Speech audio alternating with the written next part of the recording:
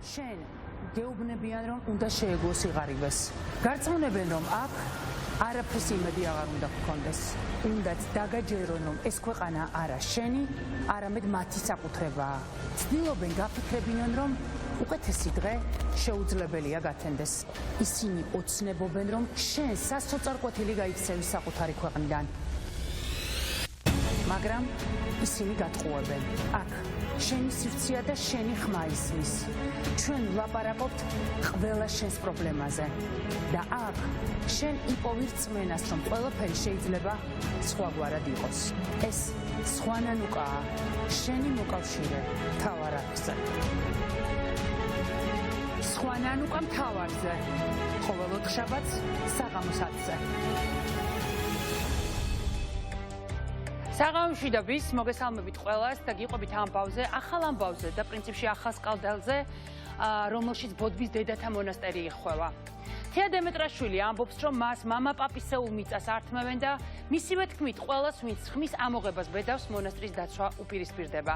პრობლემა, რომელზეც ახლა ვისაუბრებთ, 2007 წელს დაიწყო, მაშინ როცა ერთ-ერთმა ბიზნესმენმა შეიძლება ასე ითქვას, სოფლელების მამა-პაპისეული ნაკვეთები აუქციონზე შეისყიდა და აქვე არის ხაზგასასმელი, რომ ის იყო ერთადერთი ადამიანი, რომელმაც მონაწილეობა მიიღო აუქციონზე და სხვებს საერთოდ ინფორმაციაც კი არ მიუღიათ ამის შესახებ და მოკლედ შეიძინა ეს ნაკვეთები და გადასცა დედათა მონასტერს. ისინი, ვინც ამ მიწიდან წლების განმავლობაში მოსავალს იღებდნენ, ამბობენ, რომ პრობლემაზე საუბრის დროს სახელმწიფო მათ პოზიციას არასოდეს ისმენს. დედათა მონასტერში ამ ამბავს კატეგორიულად უარყოფენ. უფრო მეტიც, დედა სოფიო ამბობს, რომ საქმე სასამართლომდე მივა. მარი ბოლქვაძე და ჯაბა ჩიტიძე გიამბობენ უფრო მეც მხარეების დაპირისპირებაზე.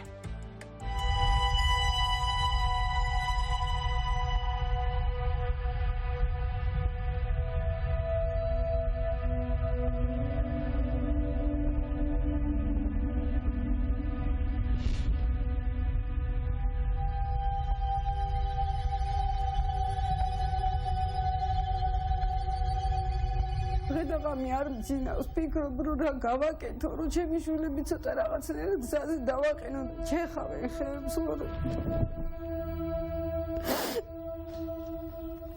ძალიან ცუდ მდგომარეობაში ვარ.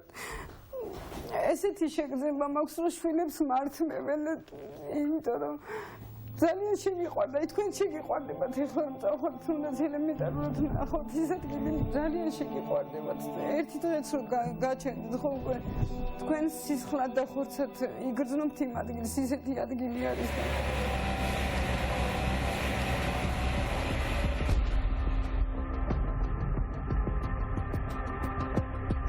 ვინ წარმოვიდგენთ საერთოდ იქ ყველა მაცხოვრებელი, რომ ეს ტაძარი დაინტერესდებოდა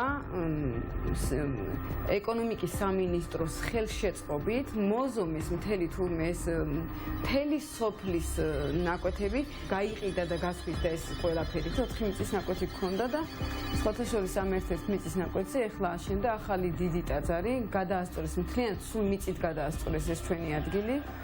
და აშენეს ეს ტაძარი. საერთოდ არც არავის არ უკითხავს, რომ გვინდოდა, არ გვინდოდა, საერთოდ ვინ ვიყავით, იქ არავის არ მოუკითხებია ჩვენთვის. დავიწყეთ მერე მოძიება დოკუმენტების. ვინც კი ორი სიტყვა თქვა, ყველას პოლიციას აყენებდნენ, ყველას აპატიმრებდნენ, ზოგს სცემდნენ, აშანტაჟებდნენ, რომ დათმე ეს მიწის ნაკვეთი და აი რაღაც იდუმალებით მოსულ ვითარებებში გარდაიცვალნენ ეს ადამიანები და ეხლა თვითონ ვერ ხვდებოდნენ, რომ აი ესე იყო და რომ უკავშირებდნენ რაღაცა იდუმალებით გარდაცვალებას მათი ახლობლები. როგორც კი რაიმეს წამოვიწყებთ ჩვენ დედაოსთან ლაპარაკს, მაშინ გეუბნება. იცით რა არის, მე მტკიცებულება მაქვს გამოგიტანთ. თუ კი დედაოსთვის არქივი არსებობს და მტკიცებულება აქვს, მე რატომ არ შემიძლია ჩემს მიწის ნაკვეთზე ჩემივე არქივი გამოვითხოვო და მოვიძიო და მეც ვაჩვენო რაღაცა, ხო? დაცვა ვინც ხავთ, როგორც ვიცი მას აქვს იარაღი, გაივლიან, გამოივლიან და იმ სახლებთან ისურიან, რომ აი ჩვენი იარაღი გვაქვს და ხმა არ ამოიღოთ, მარტო იქ რო ჩავიდე ბავშვებთან ერთად, შიში მაქვს, რომ შეიძლება ვიღაცა მომივარდეს და იქ ტყე არის, არავინ არ აცხოვრობს, რომ ერთი დავიძახო მიშველეთ მეთქი არავინ არ მოვა. ისე ამომხდიან სულს, რომ საერთოდ ერთს ვერავინ ვერ გაიგებს. ზურაბ გორდეზიანი, რომელმაც თურმე გამოიარა ჩვეულებრივ ცენტრალურ გზაზე და დაუწყეს რაღაცაზე შარი, რომ რატო დადიხარო ეს გზაო ჩვენი არისო. ამას საფლავამდე ჩავყვები, ჩემი სიცოცხლის ფასადაც რომ დამიეჯდეს, ამ ნაკვეთს დაურეგისტრირებ ჩემს შვილებს და მაგ ადგილზე მხოლოდ ჩემი შვილები ირბენენ. დემეტრაშვილი თეა აცხადებს, რომ 4 ნაკვეთი მამაპაპისეული 3 თაობის მქონე, რომ 4 ნაკვეთი მიითვისა მონასტერმაო, რომელსაც ჩვენ ვუვლიდითო, იქო მოსავალი გქონდაო და ლუკმა პური დაგვაკარგვინესო. ლუკმა პური დაგვაკარგვინეს. მე პირადად 2001 წლიდან ვარ აქ. ამ ოჯახს აქ არ უცხოვრია. ეხლა, რა თქმა უნდა, რამდენიმე იცით, ბოდიში უნდა გითხრათ ეს 2007 წლიდანო მიიღესო ეს მიწებიო. აუქციონში მხოლოდ ერთი პირი მონაწილეობდა, მას კონკურენტები არ ყოლია. მან ეს შეიძინა, იმიტომ რომ თქვენთვის გადმოეცა, ანუ გამიზნული იყო და რატომ არ გაგვაგებინესო, რომ იქნებ ჩვენ შეგვეძლო ამ ნაკვეთების შეძენა და დარეგისტრირება. ესე იგი, მე არ დაივიწყო ჩულო ის ლუკმა პურის პირიდან გამოცლა, ესე იგი არ დაივიწყო და აი ამ აუქციონზე ეხლა მოკლედ გეტყვით, იმიტომ რომ თუ თქვენ შეგიძლიათ მე შემიძლია დოკუმენტებიც გაჩვენოთ, მე უბრალოდ ეხლა ხელთ მაქვს, სულ სხვა იმისთვის რაღაც ხელთ მაქვს, ამ ნაკვეთების საჯარო ამონაწერი მაქვს. ეს შემიძლია გაჩვენოთ და აი თქვათ აუქციონი როდის გაიმართა, როგორ გაიმართა, ესეც შემეძლო მეჩვენებინა, მაგრამ რახან თქვენ ამ ფორმატში არ მუშაობთ, მე შემიძლიათ უბრალოდ გითხრათ სიტყვიერად. 2007 წელს გაიმართა აუქციონი არა მარტო სიღნაღში. ესე იგი უბრალოდ თელავში გაიმართა, იმიტომ რომ რეგიონალური ის იყო, ასე თქვათ, სამხარეო, უბრალოდ სამხარეო ქონების მართვის სამართველო იყო და მან გამართა ესა და არა მარტო სიღნაღის სოფლების ესე იგი მიწები გამოიტანა სახელმწიფო, ესე იგი, მოდით აი ძალიან ხაზი გაუსვათ ამას. ეს იყო სახელმწიფო კუთვნილებაში არსებული მიწები, იმიტომ რომ სხვანაირად სახელმწიფო აუქციონი ვერ გაიმართებოდა. შანტაჟი, ცემა, გორდეზიანის დედა, ერთ-ერთმა მონაზონმა ცემა, ხელებში ურტყაო. ესე იგი, ჩვენ უკვე აი რაღაცა უკვე საზღვარს ძალიან გადახვედით უკვე, გესმით? აი ძალიან გადახვედით საზღვარს უკვე. ეს არის როგორ გითხრათ, ესე იგი ამაზე კითხვა, აი ამ ასეთ კითხვას, უნდა აი როგორ ფიქრობთ თქვენ, როგორც პირ, უნდა გაგცეთ პასუხი? არა, ისე გეკითხებით რა.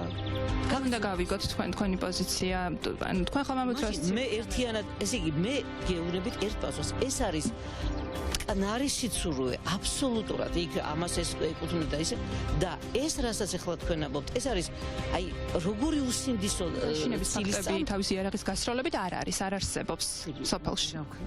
რა გავაკეთო? როგორ გიპასუხოთ? დავიფიცო თუ რა გავაკეთო? და თუ ეს დაშინების და ესეთი ფაქტებია, კი მაგრამ არ იცის მან გზა სად უნდა წავიდეს? და როგორ უნდა გააკეთოს?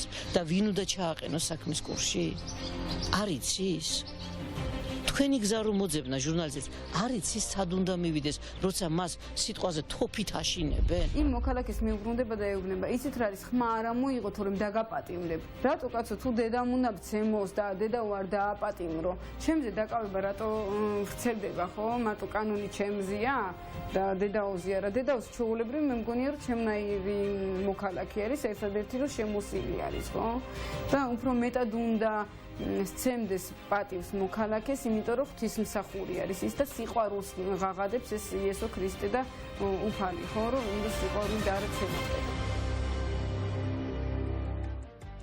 ჩვენ ბოდბის დედათა მონასტრის თითოეულ წარმომადგენელს მსურველს, ვისაც აქვს სურვილი, რომ ღია ეთერი და პირდაპირ ეთერი გამოიყენოს, ვთავაზობთ ჩვენს ეთერს და ვთავაზობთ არა დებატებში მონაწილეობას, არამედ უბრალოდ ინფორმაციას, რომ მხოლოდ მათ მიიღონ მონაწილეობა პირდაპირ ეთერის საშუალებით, იქნება ეს ჩართვა, ნებისმიერ ფორმატში ჩვენ მზად ვართ, რომ ვუმასპინძლოთ მათ და პირდაპირ ეთერში გაცილებით უფრო კომფორტული იქნება ალბათ მათთვისაც და ჩვენთვისაც საუბარი ამ თემებზე, იმიტომ რომ ჩვენ არ მოგვეცა საშუალება გვეჩვენებინა თქვენთვის მთელი ის ვრცელი მასალა, რომელიც ჩვენ გვქონდა და განსაკუთრებით იმიტომ, რომ ის შეიცავდა რაღაცა ისეთ ყვითელ დეტალებს, რომელიც ვფიქრობთ, რომ ეთერში არ უნდა გასულიყო. შესაბამისად, ჩვენ ვართ მზად და ჩვენ ვთავაზობთ აი ესე პირდაპირ ეთერში მათ ღია ეთერს და პირდაპირ ეთერში მონაწილეობას. ახლა კი ბასილ ყობახიძეა ჩემი სტუმარი. მოგესალმებით, ბატონო ბასილ. გამარჯობა ნანუკა. როგორც იქნა ჩვენ შევხვდით ერთმანეთს? გამარჯობა, დიდი მადლობა და მივესალმებით თქვენს მაყურებელს.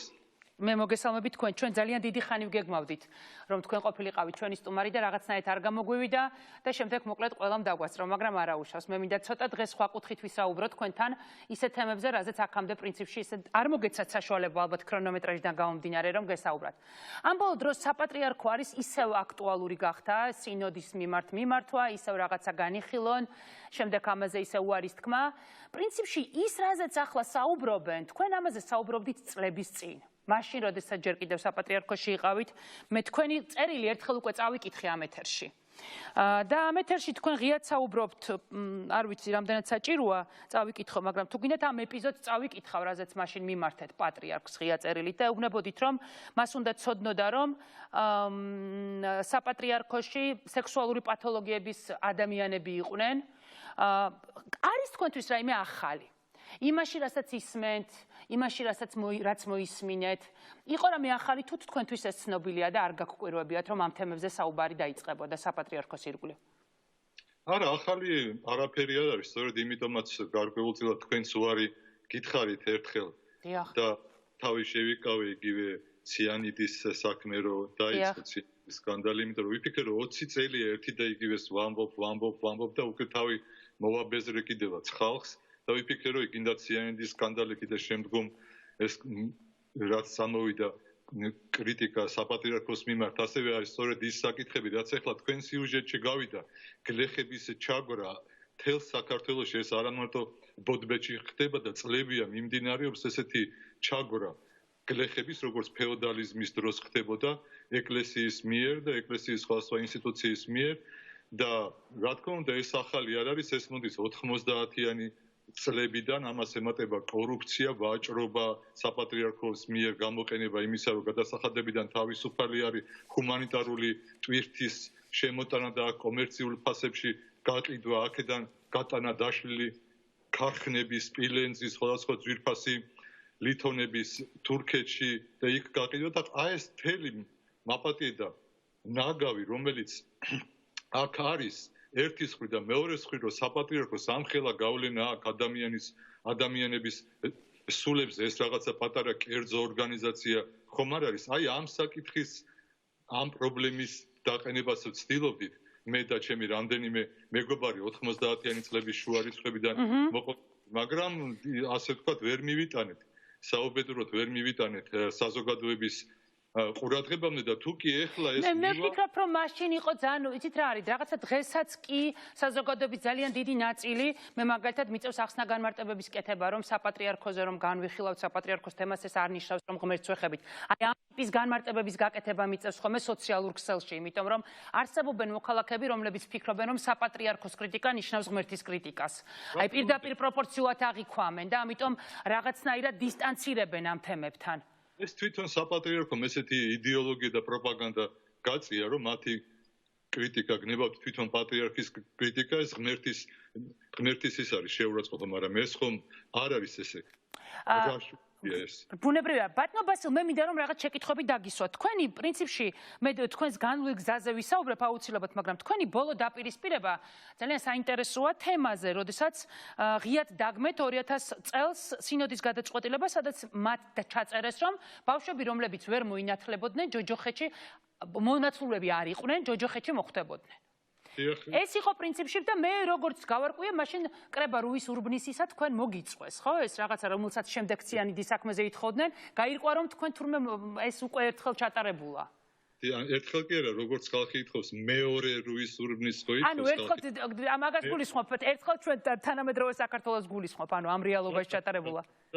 ასე თქვა, ჩემგან განწმინდეს ეკლესია, მაშინ მე მომწეს საჟელი საბოლოო გაფრთხილება და უკვე რამდენიმე თვეში ამიგრძალეს თველმოქმედება საბოლოოდ დამსაჯეს. მართლაც ეს 2000 წელს სინოდმა ესეთი დადგენილება მიიღო, ფაქტიურად სულიერად დახოცა ბავშვები, ანუ დედის მუცელში გარდაცვლილი ან დაბადებიდან რამდენიმე ხანში გარდაცვლილი ჩვილები, რომელთა მონათვლაც ვერ მოასწრეს, გაუშვა ჯოჯოხეთში და მე ახლა ამას ვერ შეურიგდებოდი და გამოვედი ასევე საჯაროდ ამ სინოდის დადგენილების საწინააღმდეგოდ, მოგესალმებით სინოდის დადგენილება სავალდებულოა, რომ იქნეს გააზიარეთ ეკლესიის ყველა წევრის მიერ და მე ვფიქრობდი, რომ ესეთი ველური, მე პირდაპირ ვიტყვი, ველური დადგენილება ბავშვების მიერ როგორ უნდა გაიზიაროს ქრისტიანმა ეს ერთი მხრივ და მეორე მხრივ სწორედ ასეთი დადგენილებები, კიდე სხვაც იყო ესეთი დადგენილებები, ფაქტიურად ძაბავს და აბნელებს თვითონ ქრისტიანის მსოფლმხედველობას, არ შეიძლება რამე. მაგრამ მაშინაც იმდენად არ მიაქციეს ყურადღება და აი მოვედით ამ დღემდე და დღესაც ხო ძალიან მარტივია, აი მე ჩემზე პირდაპირ გულწრფელად გეუბნებით რომ მოქმედებს ეს აი ფიზიკურად ხო მარტივი საკითხია რომ ასეთი პანდემია არის ვირუსია აი დღესაც გუშინ 330 ადამიანი დაიღუპა აქ საფრანგეთში არ ვიცი ხო თუ ღმერთის ნებით გადავრჩით ჩვენ ესე ხო არ უნდა მოვიქცეთ რომ ვირუსს არ მოვერიდოთ და ერთი კოზით ვეზიარო. ეს ცოტა ძველი თემაა, მე უფრო სხვა თემებზე მინდა ვისაუბრო, ამაზე გისაუბრიათ თქვენს ბევრ სხვა ეთერში. მე მინდა რომ თქვენი ეთერი ხა გამოვიყენო იმისთვის, რომ ვისაუბროთ ისეთ თემებზე, რომელზეც მანამდე თქვენ არ მოგეცათ საშუალება. ბატონო ბასილ, თქვენ ღია წელში, რომელიც მოგვიანებით 2007 წელს პატრიარქს მიმართეთ, ძალიან ისეთ საკითხზე საუბრებით მას. როდესმე პატრიარქთან თქვენ იყავით ის ადამიანი, რომელსაც საშუალება და შესაძლებლობა ჰქონდათ, რომ პატრიარქისთვის პირადად გეთქვათ ეს ყველაფერი. თქვენ არ იყავით რიგითი მოქალაქე. შესაბამისად, გიცდიათ თუ არა, როდესმე მისთვის გეთქვათ ეს და როგორი იყო მისი რეაქცია? მე ესე იგი ორი წერილით მივმართე 2007-ში და 2006-ში, მანამდე რომ მოვითხოვე რომ ესე რომ ჯით და რამდენიმე სინოდმა დამსაჯა მე შემდეგმა სინოდმაც დამსაჯეს აი 2006-ში რუსეთის ხელისუფლებამ რომ ჩაყარა საქონელივით ქართველი ხალხი და დეპორტაცია რო გაუკეთა ასე ვთქვათ საბარგო თვითმფრინავებით საქართველოში ეს ალბათ ახსოვს მრავალ ჩვენთან რა თქმა უნდა მე მაშინ გამოვედი მოვაწყე პრესკონფერენცია ეს დაუგმე და გავაკეთე ის რომ ესე იგი ორდენი მქონდა საეკლესიო რუსული რომელიც ალექსი მეორე მაშინელმა პატრიარქმა დამაჯილდოვა ამ ორდენით და ეს ორდენი მოვიგლიჯე კამერების წინ და დაუბრუნე უკან და ეს ძალიან გაამწარა რუსეთის პატრიარქი ამანდა მიმართა ჩვენ პატრიარქს რომ ეგო აბაო რასაკეთებსო და ამათმა სინოდი მოიწვიეს და დადგენილება მიიღეს რომ დეკანოზი მაშინ მღვდელი ვიყავი დეკანოზი ბასილ კობახიძის ესეთი საქციელი ვერ დაარღვევს ჩვენ საუკუნებრივ ძმობას და მეგობრობას ხო და ასე რომ ესე იგი ამდენს და მე არც ერთხელ არ გამომიძახე შეიძლება რომ სასამართლოზე არ გამოიძახონ ადამიანი და ამიტომ ანუ სინოდი ისე იკრებებოდა რომ თქვენი ვერ ხვდებოდით ვერც ერთზე ვერ გამომიძახეს და არ გამომიძახეს და ამიტომაც მივმართე და მოვითხოვე საბოლოოს წინაწერილში რომ გამომიძახეთ რომ თავის მართლების საშუალება გქონდეს ესე რომ მაპატი და მიბრახუნებთ თავში ამ საჟილებს ესე ხო არ შეიძლება მაგრამ ჩვენთან საპატრიარქო ბოდიში და ტანკივით გადაულის ადამიანს ისე რომ არც საზოგადოებას აინტერესებს ნუ რამდენიმე ადამიანის გარდა და არც მედიას აი სწორედ ამ რამდენიმე ადამიანზე მინდოდა მეკითხა რამდენია ეს ადამიანი მე ბუნებრივია ხა თითვზე მათ აღრიცხვას არ მოვითხოვ აქ მაგრამ აი დაახლოებით ფარდობითად მაინტერესებს რამდენზეა პროგრესული ნაწილი აქ ჩვენთან დაკავშირებით ყოველ შემთხვევაში ჩვენთან საზოგადოებას და რას თავარია ხელისუფლებას გონია რომ უმრავლესობა არის ესეთი შავბნელი პოზიციის ამიტომაც არის რომ კოჩს უგორებს საპატრიარქოს როგორც იდეოლოგიურ ორგანიზაციას მაგრამ მე მგონია რომ ნელ-ნელა იმატებს თვალახელილი ადამიანების და რაც თავარია თვალახელილი მართლმადიდებელი ქრისტიანების ეკლესიის წევრების კი მეც მგონია რომ გაცილებით უფრო მეტად ჩანან ყოველ შემთხვევაში მე ამ ნაწილში ამ კონტექსტში აუცილებლად უნდა აღვნიშნო რომ თქვენ 2008 წლის ომში იბრძოდით როგორც რიგითი მოქალაქე როგორც მოხალისე ეს უბრალოდ უნდა აღვნიშნო რადგან ამ თემას შევეხეთ და რუსეთ-საქართველოს ურთიერთობებს საფრანგეთში წახვედით ქვეყნიდან წასვლა მოგიწიათ აუცილებლად აი ჩემთვის მაგალითად მე მაინტერესებს რატომ თქვენს წინააღმდეგ ბრძოლის მეთოდები იყო უკიდურესად მძიმე, ისეთი რომ ქვეყანაში ვერ გაუსაძლისი აღმოჩნდა თქვენთვის ყოფნა და ქვეყნიდან წასვლის გადაწყვეტილება მიიღეთ? არა, მე ესე იგი თითქმის 20 წლის განმავლობაში ამას უძლებდი ხა თავს არ ვიქებ ნამდვილად ეს მოქმედებდა ჩემზე, ესე იგი ყველანაირად, მაგრამ ისე რომ რაღაცას გავქცეორდი, არა, ნუ უბრალოდ სოციალური დეგრადირების ამას ბილად ვამბობ სპეციალურად ამ ტერმინებით, ნუ გასაგები. სოციალური დეგრადირების ფსკერზე რომ დავედი, უკვე ნუ მეც ხო ადამიანი ვარ, ელემენტარული რაღაცა ხო ამით მწავედი. ხო, თუმცა მაინც ანუ რაღაცნაირად შევიწროება მგონია რომ აქ ისეთი ამიტომაც მივიდი სოციალური დეგრადირების ასე ვთქვათ ფსკერამდე რომ იმიტომ რომ რაღაცნაირი ბრალდებები იცით რა თითქოს აი ყველა ადამიანის აი ადამიანები რომლებიც ბედავენ რომ რაღაცაზე ღიად ისაუბრონ რაღაცნაირად კეთროვანივით გარიყულები ხდებიან და რაღაცების მიღმარჩებიან თითქოს აი მე მაგალითად როგორც მოქალაქე შეგრძნება მრჩება რომ ამ ადამიანებს არ უსმენენ აი თითქოს არ არის მაპატიები კეთროვანი ახსენეთ და ეს ამას გრძნობდი მე რომ გააჩნია რას დაუპირისპირდები თქვათ ხელისუფლებაზე მე ესე ვიტყოდი რომ იმდენად არ არის როცა რომელიმე ხელისუფლებას უპირისპირდება კეთროვანი როცა უპირისპირდება ასეთ ორგანიზაციას როგორც არის ეკლესია ჩვენთან და ის პატრიარქს რომელიც გაღმერთებულია ფაქტიურად ეს ხო ჩვეულებრივ ადამიანად არ აღიქმება ჩვენი პატრიარქი უმრავლესობისთვის არ აღიქმება და ეს არის ანუ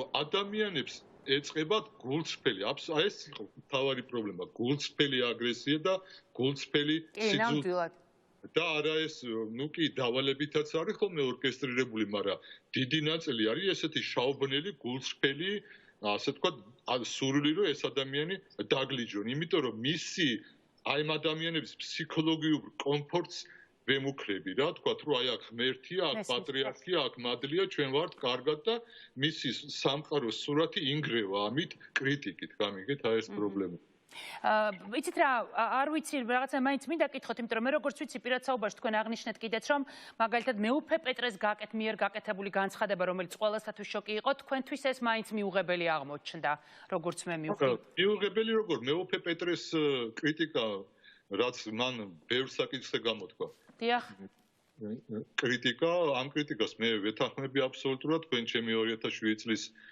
წერილიც აღნიშნეთ და იქ ჩამოთვლილი თემები ამაზე რა თქმა უნდა მრავალი წლის წინ დავიწყე მე ლაპარაკი ერთადერთი საკითხი რასაც მე არ ვეთანხმები ანუ მე არ ვეთანხმები როგორც ჩემი აზრი კი არ არის მე ვფიქრობ რომ ეს არის რეალური ობიექტური რეალობა ეს არის როდესაც ის უყენებს ბრალდებას პირადად პატრიარქს რომ ის არის ჰომოსექსუალი. მე ვამბობ რომ არ არის ეს ობიექტური რეალობა, აქ გამოვდივარ ჩემი მრავალწლიანი ნაცრით იცნობდით მასთან ურთიერთობა გქონდათ. არა მარტო მე მრავალი თანამშრომელი ყავი მასთან, მე ვიყავი ერთ-ერთი ახლო თანამშრომელი, მარტო სტიქაროსთან ვიყავი 10 წელი, მე ჯერ მივედი რომ სტიქარი შევიმოსე, როცა ქვეყნის ხელმძღვანელი იყო კონსტანტინე უსტინის და ჩერნენკო, ანუ პერესტროიკა არ იყო და არაფერი არ იყო, გარბაჩოვი არც იყო მოსული. ასე რომ მისი ყოველდღიური ცხოვრებას მე უყურებდი და ეს მაძლევს საშუალებას რომ ეს განცხადება გავაკეთო. მესმის. რა უცნაური არა, საბჭოთა კავშირის პროტესტის ნიშნად რაღაცნაირად სისტემა გააპროტესტეთ და წახვედით ეკლესიაში, როგორც მე ვიცი, ეს იყო წასვლის მიზეზი და აღმოჩნდით ერთ-ერთ ძალიან პრორუსულ მაშინ ხო სტრუქტურაში მაინც საბოლოო ჯამში. საბჭოთა კავშირი სადაც იყო იქ მივედი და მე აი დაახლოებით ამის გვამიდოდა. მე მგონია რომ მინდოდა ხო აი წმენით არ მივსულარ მე ეგ არის საინტერესო ანუ მინდოდა რაღაც არასაბჭოთა სივრცე მაგრამ უცნაური ის იყო რა აი ღმერთის არსებობა უკვე ვიცოდი მარტო გონებით მაგრამ გული არ მქონდა გაღებული და ისე მივედი ასე ვთქვა და იმიტომ რომ სანამ მივიდოდი ღმერთს დაველაპარაკე და უთხარი რომ რაღაცა უნდა მოხდეს თორემ აღარ შემიძლია მეთქი აღარ აი უკვე საბჭოთა კავშირში ცხოვრება აღარ შემეძლო ამ სიტუაციებში და რაღაცა უნდა ისეთ ღმერთს უთხარი რომელიც თქვა გულით არ წამდა და მე პირველი პერიოდი რომ დავდიოდი რაღაცნაირად მცხვენოდა კიდევაც ღმერთის წინაშე რომ აი ეს გული ვერ გაუღედა მე ესე იგი რამდენ გარკვეულმა თითქმის წელიწადმა გაიარა სანამ მოვახერხებდი ეს გულის გაღებას და თუ გინდათ უცებ მოვყვები ეს მოყვებით რა საინტერესო კარგია რომ ისე წამოხვედით იქიდან რომ ღმერთი იპოვეთ ეს ყველაზე მნიშვნელოვანია კი მომიყევით კისმედია აი ესე იგი მე ახლა ვეუნები ვამბობ ამ ტერმინებს რომ თქვათ ის ყინული გასკდა რაღაცნაირად რაც იყო ჩემს გულში იმიტომ რომ თვითონ წმენა როგორ მოვიდა არ მახსოვს ეს და ეს ყინულის გახეთვა მახსოვს და ამაში ახლა ესეც უცნაური ისტორია ამაში დამეხმარა ჩინგიზ აიტმატოვი ესეთი მწერალი იყო საბჭოთა ყირგიზი და მაშინ გამოცა საბჭოთა კავშირი იყო ჯერ პერესტროიკის პირველი დღეები იყო კვირები და გამოცა წარმოიდგინეთ რომანი ქვია პლახა ამ რომანს რუსულად ქართულად ითარგმნა და ქვია საქონდაქრე ანუ ჯალათის კუნძი რომელზეც თავს ჭრიან და ამ რომანში ლაპარაკია ქრისტეზე, ლაპარაკია მთავარი პერსონაჟი არის ყოფილი სემინარისტი და დიაკონი აბდია კალისტრატოვი და ეს რო გამოვიდა, რა თქმა უნდა, ეს ლაპარაკია საბჭოთა კავშირზე, არც ინტერნეტი არაფერი და რო გამოვიდა, ვეცი და რა თქმა უნდა, ვკითხულობდა ჩემ თავსაც ვაიგივებ ამ სემინარისტთან, დიაკონთან, კალისტრატოვთან, აბდიასთან და იქ არის ესეთი ადგილი, რომ გადაეკიდება ვიღაც კრიმინალებს და თან მე შინაარსი ხო არ ვიცი და მივყვები ამას და გადაეკიდება კრიმინალებს, სემენ ისინი გადმოაგდებენ მატარებლიდან და ეს გდია უკვე კვდება და ცნობიერად უცებ გადავა ქრისტეს პერიოდის იერუსალიმში და თვითონ ხო სემინარისტია სახარება ხო იცის და დარბის აქ იერუსალიმში დარბის და ქრისტეს ეძებს რომ გადაარჩინოს გამიგეთ ამას რო კითხულობ და უცებ გავარდება იქ ოთახში შევა ხალხს ეუნება იესოც იცნობთ არ ვიცნობ ის ეუნებიან და ბოლოს გაიქცევა გეცემანის ბაღში შევარდება იმ ხესთან მივა და მეც იმასთან ერთად მივდივარ და მეც ვეძებ წარმოიდგინეთ და იქ არავინ არ არის და იმ ხის ქვეშ დაждდება და დაიწყებს წიროს და რო დაიწყო წირილი და აქ გახეთქა უცებ რა ჩემთან გამიგეთ ხო და ესე გამოვიდა რომ აი ჩენგი ზაიტმატოვმა გაპონინათ ყვეთი. ხო, მაგრამ აი პოვნეს რაც შეეხება ძალიან მნიშვნელოვანი დეტალია, როდესაც ზუსტად იცით, როდის იპოვეთ ზვიად გამსახურდია, ხო, როდესაც აღმოაჩინეთ, როდესაც ხო, ეს რაღაცა ძალიან მნიშვნელოვანი დეტალია, რაღაცები რაც ძალიან ზუსტად იცით. ეს ისეთი ისტორია არის, რომ ახლა მე მქონდა საბჭოთა ბავშვობა.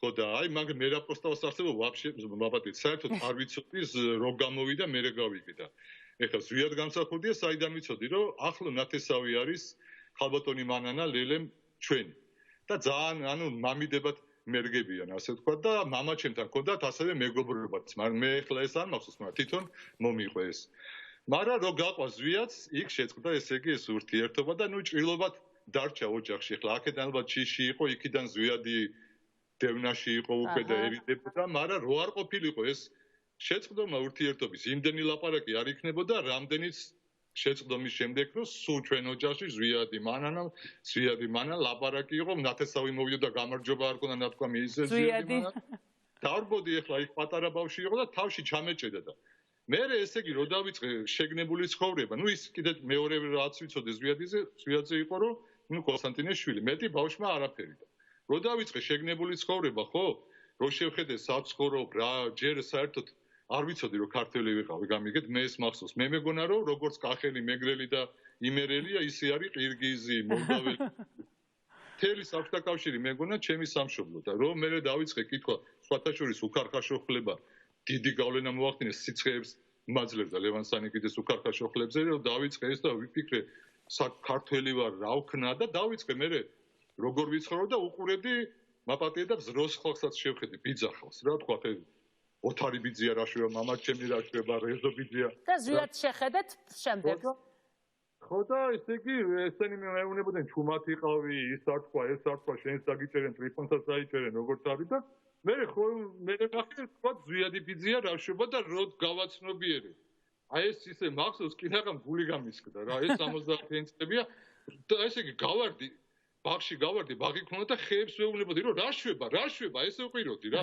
გამაგიჟა ამან რომ ესე იგი გამოექანა და დაეჯახა აი სამარავემ გამაგიჟა ერთი რომ ესე დაეჯახა მეორე რომ ზროსლი იყო აი ვიტყვი ამას უკვე დანახი მყავდა პანაშვიდებზე იმაზე ნუ შევერცლილი უკვე და მესამე რომ აი ბავშვი ვიყავი და მახსოვდა მეც ვიცოდი მეც კი მესმოდა რომ უიმედო იყო აი ესე უიმედოთ რომ ასე თქვა სიმართლის გულისთვის რომ ეს და აი რაღაცნაირად მეგონა რომ დავიმტვერი და თავიდან ავეწყე რა აი რო გავაცნობიერე ვინ იყო ვიფიქრე რომ ეს მინდა მე რა და მე ესე იგი როგორ გითხრათ რომ პანაშვიძე მისვლა მიხარობდა რომ იქ მენახ გამიგეთ იმიტომ რომ ქორწილებში და ბედნიერების სუფრებზე არ დადიოდნენ მე არ მახსოვს და იქ თან ხო არის რომ ესე გასვენებაში პანაშვიძე რომ კაცები ერთად არიან ეწევიან და ეს სუ იდგა ცალკე მე ესე მახსოვს სუ ცალკე იდგა და ესე ბავშვი ვიყავი უყურებდი და რაღაცა ეს დაძაბულ ენერგიას ასხივებდა რა და მე რა ესე რა ძალიან საინტერესო რესპონდენტი ხართ ძალიან საინტერესო რესპონდენტი ხართ მეუნებიან რომ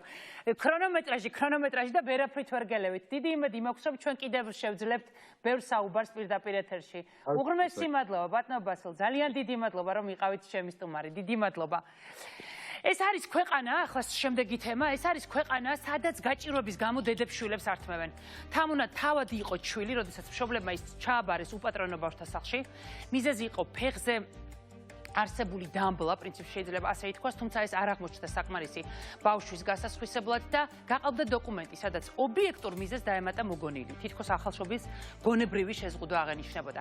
ვიდრე აქამდე მოვიდოდა, გაიარა რამდენიმე თავშესაფარი და გამოიცვალა ძალიან ბევრი არასასურველი გარემო, თუმცა ახლა მის სხვა პრობლემაზე მინდა რომ თქვენი ყურადღება შევაჯერო, საგანგაშო პრობლემაზე, მას შვილს ართმევენ და მხოლოდ იმიტომ, რომ შვილის რჩენის შემოსავალი არ აქვს. იმის მაგივრად, რომ ხელისუფლებამ სპეციალური დახმარება მისცეს ახალგაზრდა დედას შვილის გარეშე ტოვებს.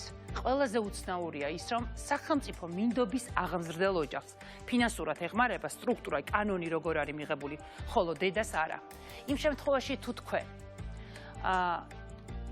ყველაზე მთავარი არის ის, რომ თუ თამუნა შემოსავალს და ჭერს ვერ იპოვის, წარმოიდგინეთ, რომ შვილს დაკარგავს. არ ვიცი ამაზე დიდი უბედურება თუ რამე არსებობს. ამ საზარელი ამბის დეტალებს ნატა ჯალაბაძე და ირაკლი მარტინენკო მოყვებიან. ნახოთ სიუჟეტი. ჩემი შვილი რომ წამართვარ, იქ დამთავრდება ჩემი ცხოვრება. მინდა რომ ამან უკეთესი ცხოვრება გაიაროს და კარგი ბიჭი გაიზარდო. თაწმინდაზე როდესაც დავიბადე, ჩამაბარეს ჩვილბავშთა სახლში. დედმამა ჩემზე უარყო. მომცეს ისეთი დიაგნოზი გონებრივი ჩამორჩენა, რომელიც არ მქონდა. ვიყავი მარტო ცერებრალური დამბლით. როდესაც გავხდი 4 წლის, გადამიყვანეს სენაკის ბავშთა სახლში. სენაკის ბავშთა სახლიდან უკვე კარგი ისტორია არ მაქვს, იმიტომ რომ სულაც გვექცევოდნენ, როდესაც მე მინდოდა რჩევა და დარიგება, რომ კარგი ყოფილიყავ, იმის მაგივრად სულ გზაზე გვაყენებდნენ. გავიდა 29 წელი, რომელიც არც დედა გამოჩნდა და არც მამა. უკვე მოზრდილდა თავშესაფარში გადამიყვანეს, გავედი ქუჩაში. მე 5 თვის განმავლობაში კიდევაც მუშაობდი, კიდევაც მღეროდი, გავიცანი სულ უცხო, რომელიც არ ვიცნობდი და შეგვიყვარდათ ერთმანეთი. მე თვითონ მომატყუეს, იმიტომ რომ მე არ ვიცოდი ის ცოლიანი კაცი იყო. 3 შვილი ყავს და ამაზე ჯერ გვარიც არ მიუცია. ვერ გაუმხილავ მშობლებს, რომ უპატრონო ქალისგან შვილი გააჩინა. სხვენია და მატყუებს ყოველთვის რაღაცით დაგეხმარებო, მაგრამ მე იმედი არ მაქვს. ოდესღაც დაგეხმარებიო მითხრა. მე უკვე გავაჩინე ბავშვი და ვიმშობიარე ხუდუშაურში კლინიკაში. იქიდან უკვე მოდიან რომ მეუბნებიან სოცმუშაკი მეუბნება. ბავშვი უნდა დატოვო. შენდა მომიყვანა ვიღაცა მეურვეთ რომ წაეყვანა ჩემი ბავშვი. არავითარ შემთხვევაში მეთქი მეუხარ. თუნდაც რომ ტკიოდეს და მშიოდეს მეთქი მე ბავშვს არ გაგადამეთქი. ამ დროს სოცმუშაკემ გამომიძახეს პოლიციელები. ფორკილები უნდა დაედვა და ისე უნდა წაეყვანა ჩემი ბავშვი. მე კახეთში გავიყვანეს მე დაეთანხმეო რომ კახეთისკენ წახვიდეო და კარგი მეთქი მეუთხარი დაუფიქრები მე კახეთში მე თან არ ვიცნობდი არავის. წამიყვანეს 1 კვირის მერე, როდესაც მე ვიბრძოლე ბავშვის წარსმევაზე, არ მივეცი უფლება და ცოტა ხანი არ ვიყოთ მეთქი მეუთხარი და 1 კვირის მერე დაუფიქრები მეთქი. ავწონი მეთქი. რანაირად და როგორ ჯობია მეთქი და როდესაც მე დაუფიქრდი მე რომ სადაც ჩემი შვილი იქნება, იქ წავალ მეთქი მე მეთქი. მე არ გადამიწყვეტია იმისთვის რომ ჩემი შვილი, იმიტომ გავაჩინე რომ უპატრონო სახლში ჩამებარებინა და თუნდაც მინდობილ აღზარდაში. პოლიცია გამომიძახეს, მე მეგობრებს დაურეკე, 100 მეთქი საქმე, მე სახალხო დამცველის აპარატი ჩავთერო, ბავშვს მართმევენ მეთქი და ვინ ჯანდაცვაშიც დავრეკეთ და მეუბნებია, იგენი დროებით უნდა წახვიდეო კახეთში, ჯერო თბილისში არ არისო, დედა და ბავშვთა ისო ადგილიო. როდესაც მე სოციალურში დავწერე განცხადება, მოხდი ნუცუბიძის ბავშვთა სოფელში. აქ დამეხმარა ისე მეგობარმა. და როდესაც გავიგე მე, რომ ეგ არის 1 წლიანი დავთანხმდი, იმიტომ რომ მაწყობდა სანამ ეს გაიზრდებოდა, მე უკვე ჩემი ლიმიტი რო ამოიწურებოდა, ვიცი რომ თავისთავად მომიწერდა წასვლა. ამიტომ ვეხვეწებოდი ამ გებს, რომ რამენერად იმუშავეთ მეთქი სოცმუშაკებს. იმუშავეთ, რომ მე ბავშვს მაინც არ მოგცემთ მეთქი, მეუთხარი მინდობილ აღზრდაში მეთქი, მინდა მეთქი, რომ ჩემი შვილი ჩემთან გაიზარდეს მეთქი და ხო შეიძლება მეთქი სახელმწიფოს გააგებინო მეთქი, თუნდაც ჯანდაცვა, თუნდაც სახალხო დამცველს, ვინც კი არსებობს მეთქი, რომ ერთ ოთახიანი ბინა მაინც მოგცეს მეთქი მე და ჩემ შვილს. არაო, მეუბნებიან, ეგენი მედავებიან, არაო.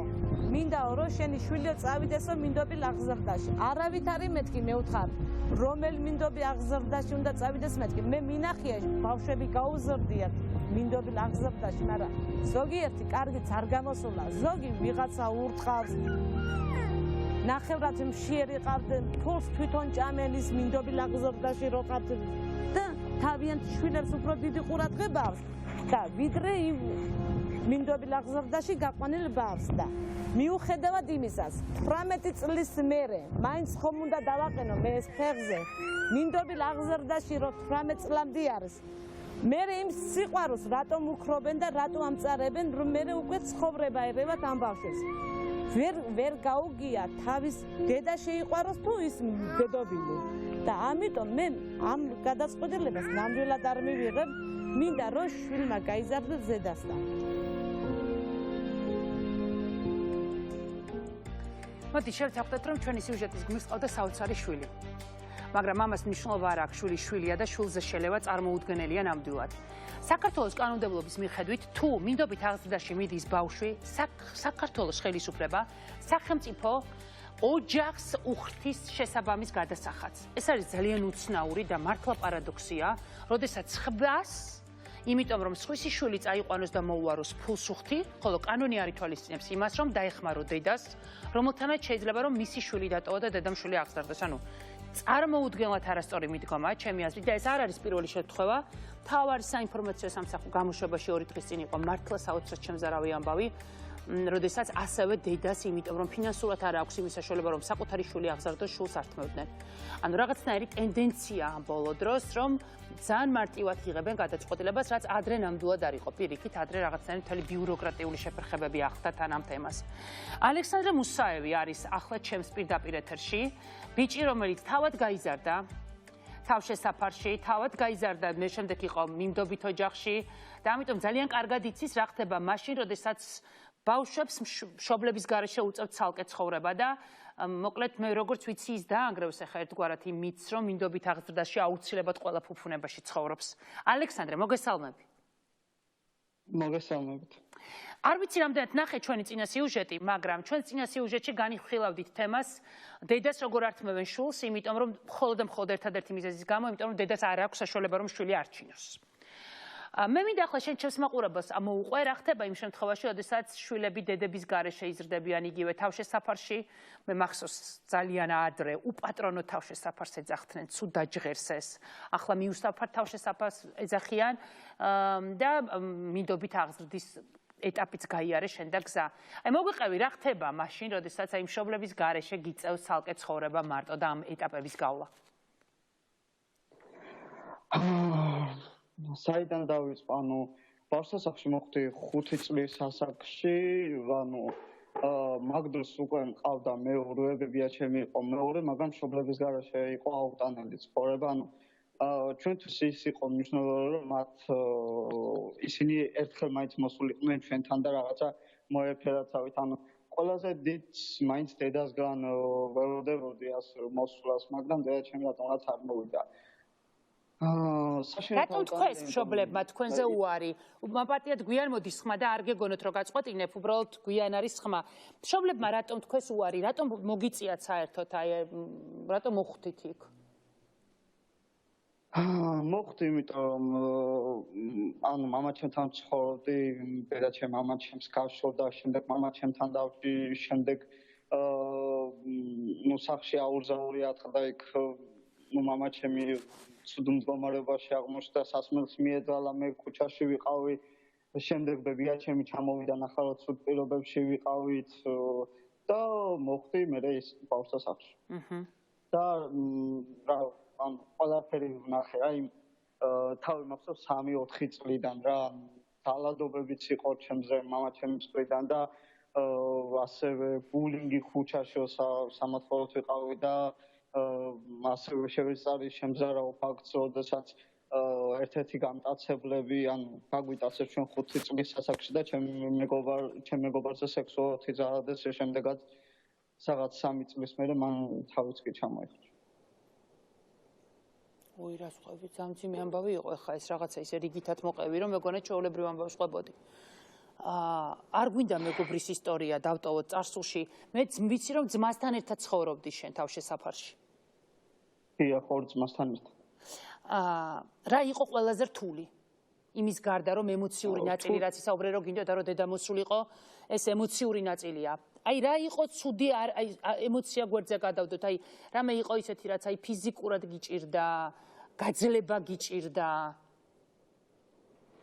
ანუ კი იყო ის რომ მაგალითად ამღვრელები რა ვიცი, ცუდად გვექცეოდნენ, ძალადობა იყო, ფიზიკური ძალადობა, მაგალითად ჩემთვის ბასანოშკები უტყიათ ხან სახეში, ხან წელზე, შემდეგადაც მე უკვე მქონდა დიაგნოზი დასმული ხერხემლის გამბლდება და საბოლოოდ ამ პერიოდის მერე უფრო და უფრო გასულდა ეს ჩემი ხერხემლის გამბლდება. ალექსანდრე, უკაცრავად უნდა დაგაკონკრეტებულო, მინდობით აღზრდაში როდესაც წახვედი, სხვაობა იყო დამოკიდებულებებში? ანუ მე ორ ოჯახში ვიყავი. პირველ ოჯახში ძალიან ისე ვიყავი რა უცხოთ, ანუ გრძნობდი რომ მე მათი ოჯახის შვილი არ ვიყავი რა. ანუ სკოლაში ბავშვს თუ ატანე, თავის შვილს თუ ატანე 5 რას, მე მატანდნენ 50-ს და ასე შემდეგ და ის ბავშვი რასაც ჭამდა, მე იმას არ ჭამდი და ანუ სხვადასხვა ბავშვები ვიყავი. მეორე ოჯახში? მეორე ოჯახში ანუ როგორ გითხრათ, ანუ იყო რაღაც მინუსები, მაგრამ გაუსაძრისი მდგომარეობა არ იყო. არა, გაუსაძრისი მდგომარეობა ნახდათ არ იყო, იმიტომ მქონდა ჩემი ოთახი, ყავდნენ მეგობრები იქ, ასევე მიშვილთან მეგობრობდი და რავი, თვითონ ამღზელიც ასე ვთქვათ, ძალიან მაგარი ამღზელი აღმოჩნდა ჩვენ იმ პერიოდში, რა თქმა უნდა, ქონდა პერიოდები, როცა ერთმანეთს ვუგებდით, იმიტომ მე სხვა ცხოვრება ვნახე და ჩემთვის ცოტა მან შეუჩვეველი ვიყავი რა სითბოს და ასე შემდეგ და საბოლოოდ მან რაღაც ჩემში ისეთი კვალი დატოვა, ანუ კარგი, რომ ამ ცხოვრებამ 18 წლის შემდეგ ეს კვალი დღემდე რჩება ჩემში. ძალიან მაგარია მადლიერების გრძნობა, რო იცოდე. ძალიან კარგია ეს, როდესაც მადლიერების ნიჭი, უნარი, რაც გინდა ის დაარქვი, ამის გარეშე არსებობა წარმოუდგენელია. კარგია ეს რომ გაქვს. ალექსანდრე, აი მიუხედავად იმისა, რომ ძალადობის მსხვერპლი იყავი მამის მხრიდან, სახლში გაუსაძრისი მდგომარეობა ჰქონდა. აი დღეს ამ გადასახედიდან უკვე ძალიან დასრულ დიდ ბიჭს რომ შეგეკითხონ, რომელი ეტაპის გავლა გირჩევნოდა მშობლებთან, აი ამ გაუსაძრის პირობებში თუ აი ეს მაგალითად თუნდაც იმ მინდობით ამღზრდელთან, რომელიც ყველაზე მეტად კარგად გახსენდება, რომელს აირჩევდი?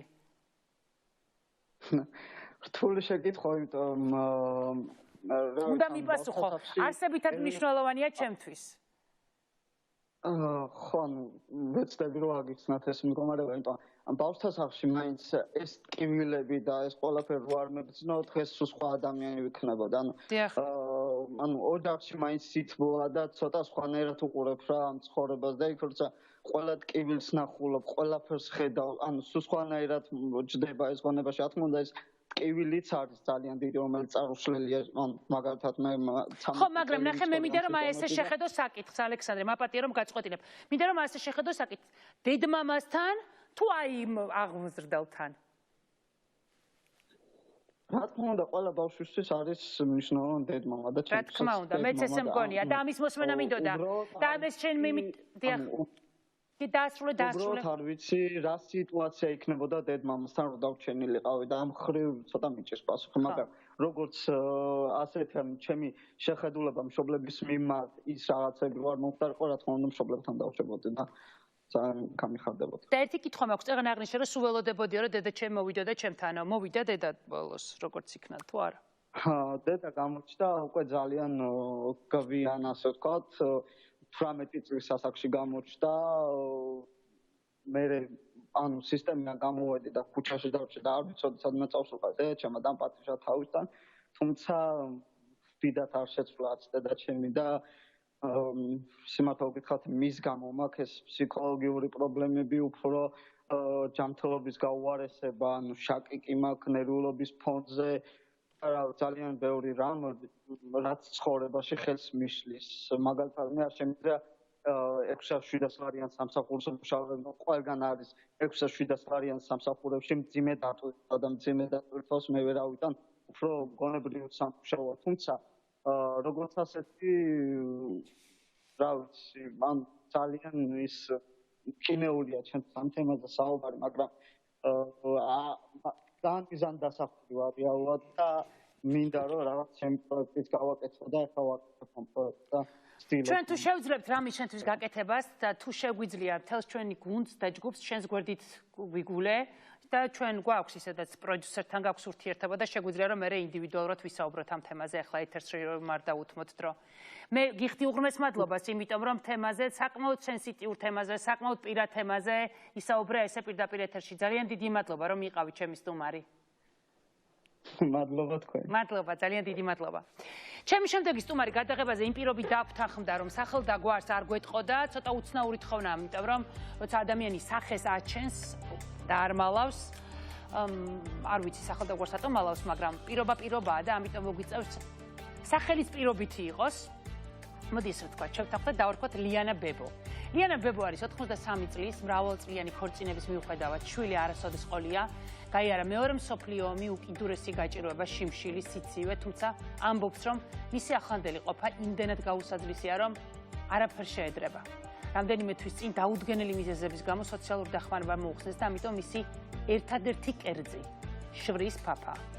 ბებოს წყლის მიმწოდებელი არ ჰყავს და შია. იმ შემთხვევაში თუ ჩათვლით, რომ შიერი მოხუცისთვის ხელის გაწოდება შეგიძლიათ, სიუჟეტზე მითითებული იქნება ანგარიშის ნომრები და თქვენ შეგიძლიათ მას დაეხმაროთ. თემას ნინი მღებრიშვილი და აში კოლეკიაშვილი გააგრძელებენ.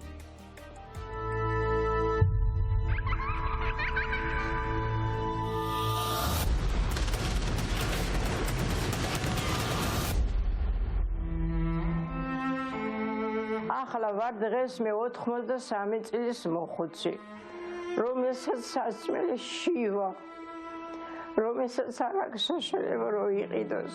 ამაზე მტკივა გული, რომ რატომ ამიხსნეს სოციალური დახმარება. მე არ ამყოფნის ეს პენსია. ასეთი ძვირადი წამლივს ვიყიდო. და ვიღარი ამ გაჭირებულ ცხოვრებას. აი შედი ბანკით მაგ ჩაყრილი გერკულეს სხვა მამიტანებს შედი გააღებდა შკაფი ეგ.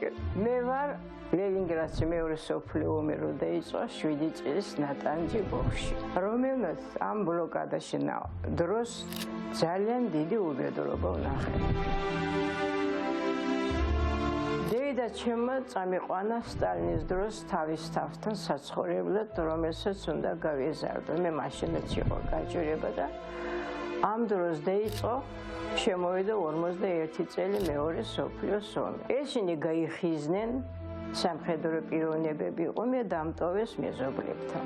ამ დროს ლენინგრადი უკვე ბლოკადაში მოხვდა, საჭმელი სასმელი არ იყო, ძალიან დიდი გაჭირება გავიარე, რომ ცივოდა რუსული ტელეგერეკო მეცე დაბამბული და შეუძვარი მიცვალებული შინელში, ეგ იყო გაყენული. მე არ ვიცოდი ის თუ კუდარი იყო. დღესაც მე შინი მიცვალებულს არ დავდივარ არსად. მოვიპარი ორი პეჩენია, შევჭამე, გერმანელებმა დაინახეს ის იმათ ქურდობა არ უყვართ და ჩამამკიდეს ფეხებით დილდან საღამომდე. აიგერა მაქაი ვენები გადაჭრილი. რო ვტიროდი, ქართველმა გაიგო და შემხსნა ხედა და შემიყვანა თივაში ჩამსო. თივა იყო სამსე ხოჭოები, ბაღლინჯოები, ხელიდან სისხლი რომ მოდისა, ვიღაცა ექიმი იყო და მახათი იყო, გაცხელა თივას წაუკიდა ცეცხლი და იმითი ძაფით გამეპერა ესენი. გაუშემდნენ კატიუშა და ვანიუშა, მაშინდელი საომარი არაღა ასეთი იყო, ის იყო განგაშის ნიშანი. გავიქცევით, გამოარდებოდი, ასე ხანსა დავიმალებოდი, ხანსა დავიმალებოდი. 5 წელი ნორმალური საჭმელი არ მინახე. 5 წელი უჭამი ვირთხა, 5 წელი უჭამი ხოჭ. დანარჩენი რასაც უჭამი საქმელი აღარ არის. ახალგაზრდა რო ვიყავი, ომი რო დამთავრდა, არ მივაქცე ახალგაზრდული ენერგია რომ მქონდა. იმის შემდეგ უკვე გავხდი დიდი გოგო, დავიწყე სწავლა, მაგრამ ნელა-ნელა ძველი წასული სიცივე იმოქმედა ჩემ ორგანიზმში. ყველაფერი მაქვს ქრონიკული დაავადება, არც ერთი სხეული ჯანმრთელი არ მაქვს, არ მეშინია. ხოლოდ ტკივილ მარში მაწოხს.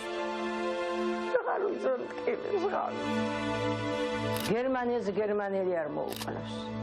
აი ეს იცოდეს ყველა და მე რო შევხედე დღეს 20 ივნისს რაც მოხდა, მე მომცა გულის წნევა 150.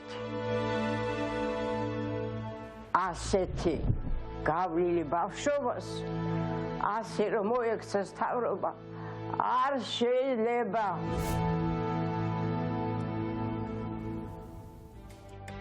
მე დარწმუნებულია რომ თქვენ შორის მოიძებნებიან ადამიანები, რომლებიც ამ ბებოს ცხოვრებას რადიკალურად შეცვლიან. ამაში ვარ 100% დარწმუნებული. ჩვენ დავდებთ სოციალურ ქსელში ამ სიუჟეტს და გაცილებით უფრო მეც გექნებათ იმის საშუალება, რომ ბებოს დაეხმაროთ. ქეთევანთომეიშვილი ერთხელ უკვე იყო ჩემი სტუმარი, როგორც ძალადობის მსხვერპლი ქალი, რომელმაც ნულიდან დაიწყო ცხოვრება და წარმატების მიღწევის შემდეგ ამაყად ჩაუარა მის ყოფილ ქმარს. ქეთინორის ფერმერი. ხო და მის ფერმაში დასაქმებულ ქალებს, რომლის ოჯახის წევრებმაც სამსახური დაკარგეს, კიტრის სათფური აჩუქა. აი ესე, სათფური ადგა და იქ მომუშავე ქალებს აჩუქა, რეალიზაციაში თავად დაეხმარება. იცნობდეთ ქალს, რომელიც ფიქრობს, რომ ცხოვრების დაწყება ნებისმიერ ასაკში შეიძლება.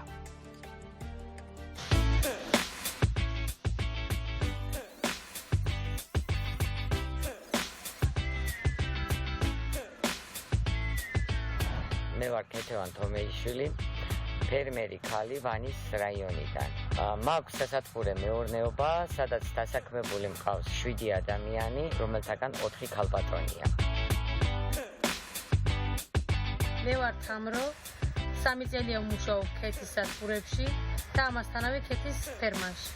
მე ვარ მზეკალა მაიკო, მუშაობ ქეთისთან 3 წელია სათბურებში და მეფრინველობის ფერმაში. მე და ჩემი გოგონები თითქმის ერთი ოჯახი ვითავართ ერთმანეთთან.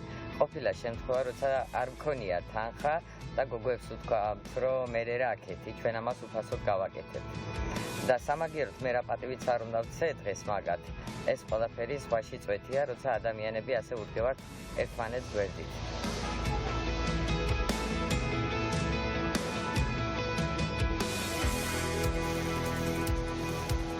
COVID-მა შეგვიქმნა საშიშროება, რომ დავრჩებოდით უმუშევარი, ეს ძალიან ცუდად იმოქმედებდა ჩვენს ოჯახებზე.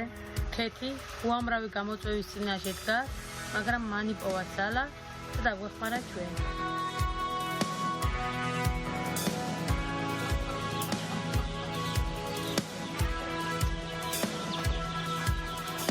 ამ COVID-ის დროს დისტანციურად მუშაობთ, შევქონათ პროდუქცია როგორც ხალხისთვის, ისე გადავწყვიტე, რომ ჩემს თანამშრომელ ქალბატონებს დავხმარებოდი და გადავწყვიტე, რომ მეჩვქებინა ერთი სათბურის შემოსავალი, რაც იქნება რეალიზაციის შემდეგ.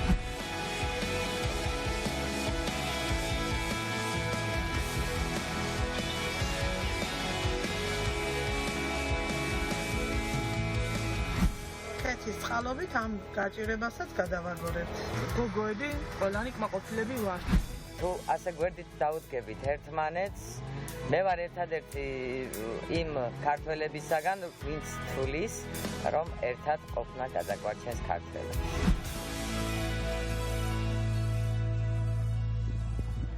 აი, ეს არის ქალების ძალა.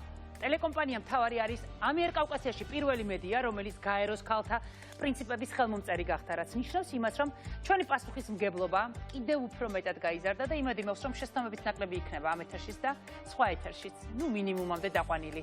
რეკლამის შემდეგ ჩვენ ყველანი ერთად წავალთ ლუღისთან, ამიტომ არ გადართოთ, ძალიან მალე დაბრუნდებით. მადლობა რომ არ გადართეთ. ახლა მე თქვენ უნდა მოგიყვეთ ამბავი ლუღზე. ლუღი ქართულად არის ლეღვი. ქრისტინე იგივე ლუღი კი გახლავთ 5 წლის. დედისერთა მეგრელი გოგო იზრდება სოფელ დიდი ჭყორში, თუმცა ეს მხოლოდ 3 თვეა, მას შემდეგ რაც დედამ დატოვა ოჯახი და ქობულეთიდან სამეგრელოში წასვლასა მოუწია მამას და შესაბამისად თან წამოიყვანა შვილი, ანუ ლუღი. ლუღის ირგვლივ რამდენიმე თვის წინ გაერთიანდნენ ადამიანები, რომლებმაც დაიწყეს ფულის შეგროვება, იმიტომ რომ სახლი უყიდონ გოგოს, მაგრამ ჯერჯერობით მე როგორც ვიცი ეს პროცესი არ დასრულებულა, იმიტომ რომ იქვე ახლო იძებნება სახლი და ჯერ ყოველ შემთხვევაში ნაპოვნი სახლი არ არის, რომელსაც შეიძლება. თავად ლუღი უვლის ქათმებს, ეზოს, თამაშობს, მოკლედ, ნინი მღებრიშვილი და აჩიკო ლეკიაშვილი ახლა უფრო ახლოს გაგაცნობენ ბავშვს, რომლის შეყვარებას თქვენ უკვე მოასწარეთ. ჩვენ რომ ძალიან გვიყვარს. რა არის? ლუღი, მე გელგა მე ვულიყო. მოიწონეთ.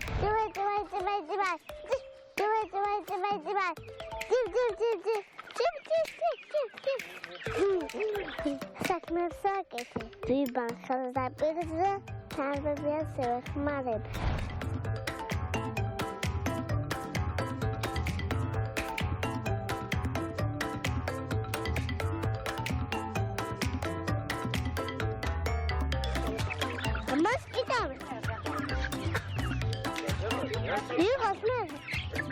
Hijos. Amigan. Shows.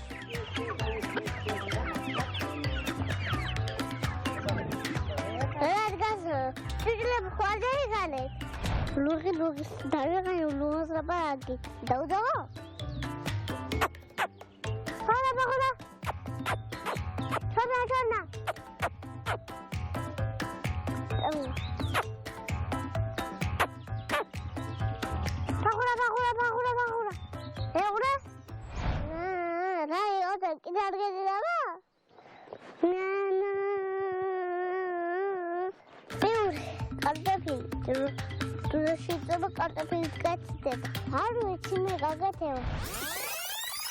მითხარი კიდევ რა არის ისეთი საკვები, რომელიც თქვენთან კეთდება სოფელში და ჩვენ არ ვიცით მაგის შესახებ.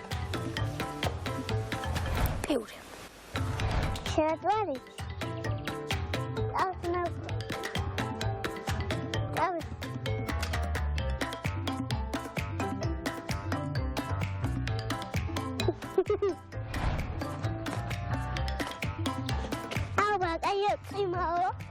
Adel golota vigolo chunu hodemo bobo. Gitikleti zamse gacho sadmi plinameta toargina kanashini gosika. Zamse utfatala bisugala bisa shingigaro patala jinam chuda bis. Ideviti მე პატარა ქართველი ვარ კავკასიის თებიშვილი და განსხვავებულს გაყოფნა მიჩენია გზიგდილი დავიღარა მიღალაგი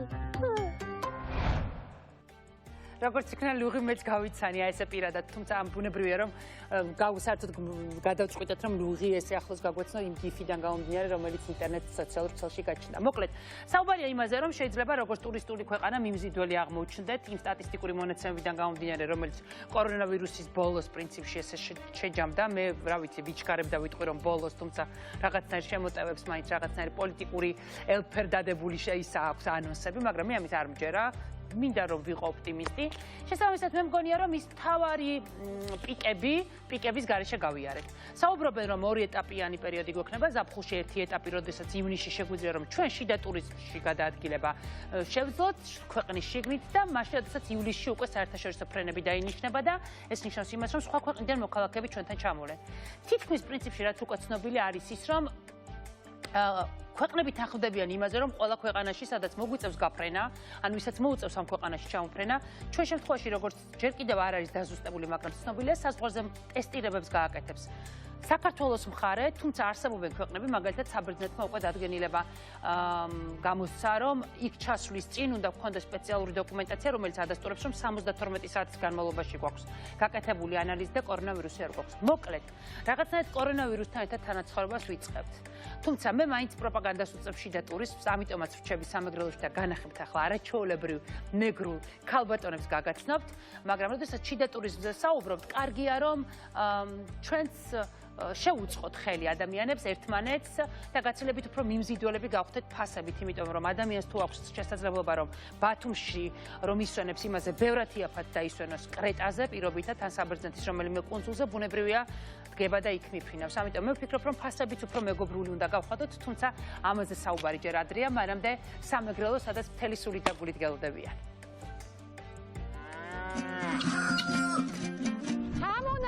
სტუმრები მოდია, გოგო დაახტებ ხალხს. გამოდი, გოგო.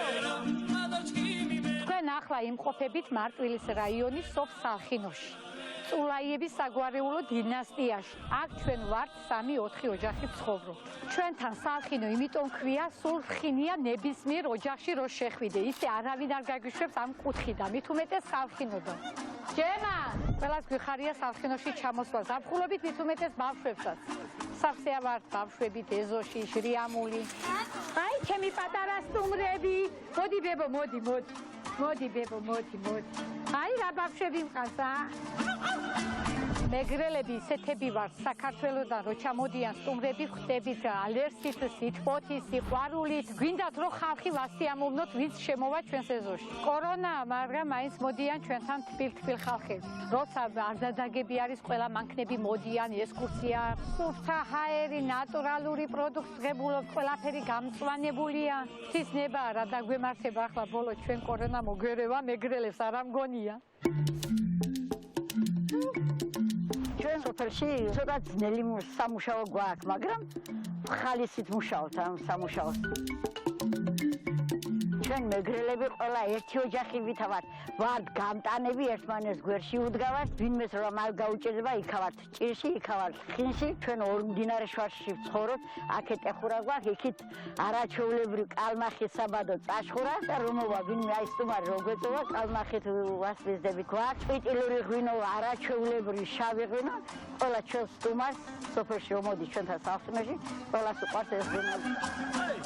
აი ზევედი მეტი ამოდის ახლა ამაში, ის უნდა მოვწდეს, ამას გასხვა უნდა მის, რომ ცუდი პატარა ისინი მოვაშოროთ. ეს ჩემი ქმრის ახალჩაყრილი ვენახი იყო, ენერგიას არ ვიშურებ, რომ გავამართლე იმის იმედი და სასუფეველში სადაც არის, იქ მიხდეს, რომ ჩვენ ავღალატოთ ამ ტრადიციას. კორონას არ უნდურით, იმიტომ რომ სოფელში დაგვიბრუნდა ხალხი და გვეხმარებიან ამ სოფელში სამუშაოდ.